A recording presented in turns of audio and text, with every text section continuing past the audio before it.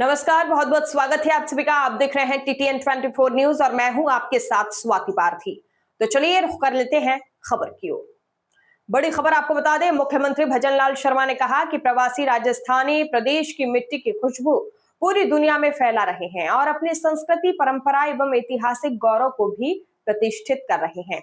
प्रवासी राजस्थानियों ने अपनी मातृभूमि के प्रति प्रेम और योगदान की भावना को कर्मभूमि से मातृभूमि अभियान में दिखाया है और पूरे उत्साह और निष्ठा और जिम्मेदारी के साथ अपनी भागीदारी भी निभाई है। राजस्थान से अपने अटूट नाते के साथ जल संरक्षण के क्षेत्र में सामाजिक सरोकार के कार्यों को बढ़ावा दिया है। उन्होंने प्रवासी राजस्थानियों से राजस्थान की विकास यात्रा में सक्रिय भागीदारी निभाने का आह्वान भी किया। आपको बता दें कि मुख्यमंत्री रविवार को बेंगलुरु में आयोजित प्रवासी राजस्थानी संगम कार्यक्रम को संबोधित कर रहे थे। उन्होंने कहा कि प्रधानमंत्री नरेंद्र मोदी प्रवासी भारतीय समुदाय को देश का ब्रांड एम्बेसडर मानते हैं। मुख्यमंत्री ने पश्चिम एशिया संकट के दौरान सऊदी अरब, दुबई, रियाद और बहरीन में प्रवासी राजस्थानी चैप्टर्स द्वारा भारतीयों की सहायता के कार्यों की सराहना की। उन्होंने कहा कि प्रवासी राजस्थानियों ने लोगों के ठहरने की व्यवस्था से लेकर उनके सुरक्षित स्वदेश वापसी तक सहयोग दिया। यह हमारी संस्कृति की सेवा, संवेदना और सामाजिक उत्तरदायित्व का जीवंत उदाहरण है। श्री सतीश पूनिया जी, हमारे राज्यसभा के सांसद और कर्नाटक के भाजपा के वरिष्ठ नेता श्री लहर सिंह जी सिरोहिया साहब, अतिरिक्त मुख्य सचिव उद्योग विभाग श्री शिखर अग्रवाल जी, संयोजक प्रवासी प्रकोष्ठ Bharatiya Janata Party Shri Kumar Lakhotia ji, director Bikanervala Shri Ashok Agarwal ji, MD pride group Shri Murari Lal Saraogi ji, मुख्य कार्यकारी अधिकारी ओए देश ग्रुप श्री दिनेश जैन जी, सह संस्थापक Mahesh hardware limited Shri Ashok Raka ji, chairman Balmark group Shri Tejraj Gulecha ji, और जो लगातार इस कार्यक्रम को कर रहे हैं और इन्होंने बड़ी मेहनत के साथ ये प्रवासी राजस्थानी संगम जो किया है, इस राजस्थान फाउंडेशन बेंगलुरु चैप्टर के अध्यक्ष भाई सचिन पांड्या जी,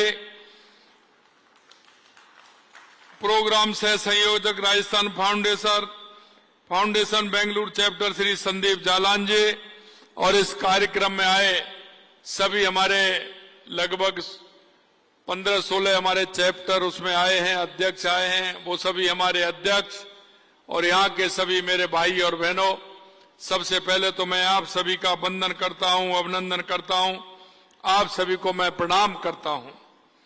मित्रों, ये प्रवासी राजस्थान संगम में आप सबके बीच मुझे उपस्थित होकर बड़ी प्रसन्नता हो रही है। और जैसा आपने कहा है कि हमारे प्रवासी भाई कर्म भूमि से मातृभूमि की तरफ जो आपका मन है, आपका लगाव है, आपका स्नेह है, आपका प्यार है,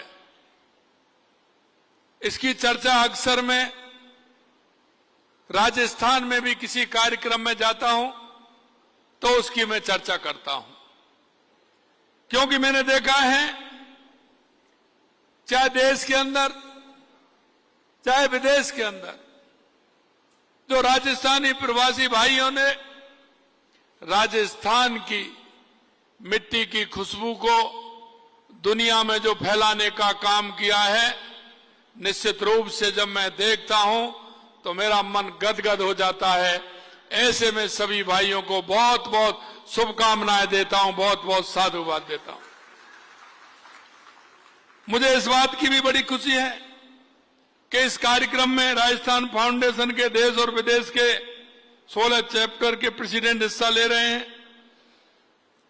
आप में से कुछ देश के विभिन्न शहरों जैसे कोयम्बटूर, दिल्ली, गुवाहाटी, हैदराबाद, कोलकाता, मुंबई, पुणे, रांची से आए,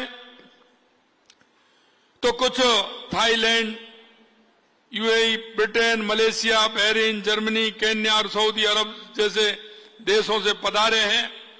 हमारे लिए ये भी गौरव की बात है कि इस कार्यक्रम में फर्नीचर, ई कॉमर्स, कपड़ा एवं परिधान, एरोस्पेस, फार्मास्यूटिकल, सूचना प्रौद्योगिकी, लॉजिस्टिक, ग्रेनाइट, शिक्षा, ऑटोमोबाइल, कंपोनेंट्स, फूड प्रोसेसिंग सहित अनेक क्षेत्रों में प्रतिष्ठित उद्योगपति, निवेशक हमारे बीच में उपस्थित हैं।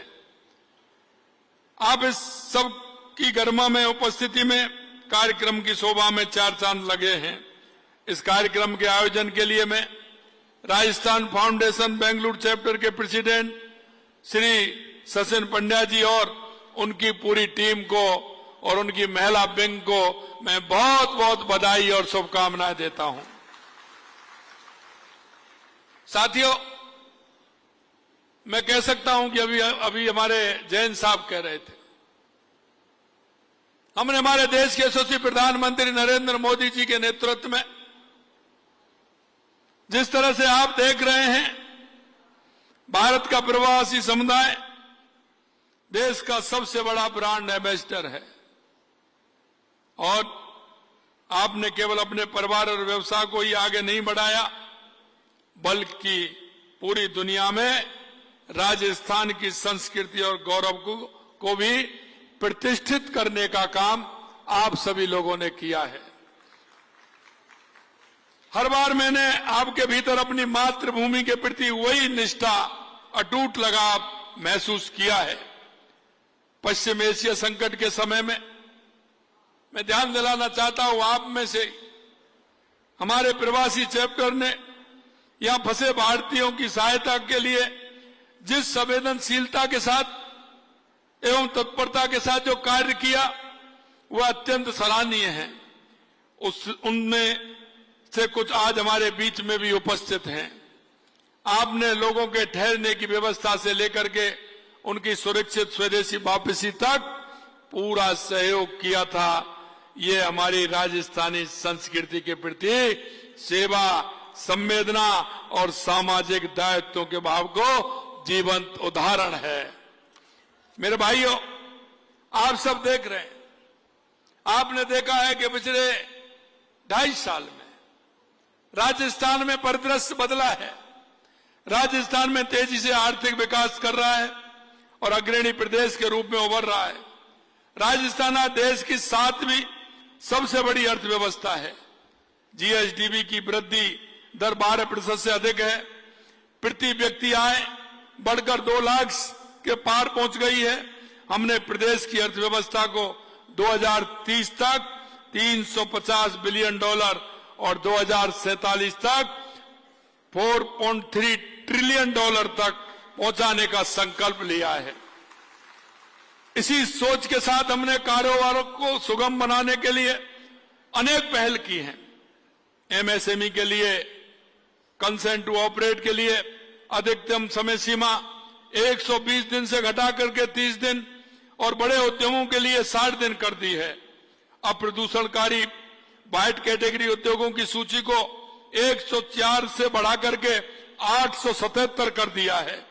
निवेशकों की सुविधा के लिए राज्य की सिंगल विंडो प्रणाली राज्य निवेश द्वारा प्रदान की जा रही सेवाओं का विस्तार कर इसे और मजबूत बनाया जा रहा है। Rajasthan industrial park promotion policy 2026 के माध्यम से औद्योगिक क्षेत्रों और पार्कों के सुव्यवस्थित विकास को बढ़ावा दिया जा रहा है।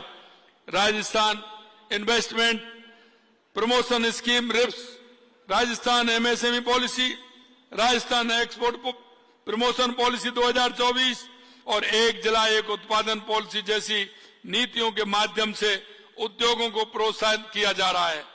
साथियों, जो अपनी मिट्टी की याद रखता है, उसकी मिट्टी भी उसे कभी भूलती नहीं है।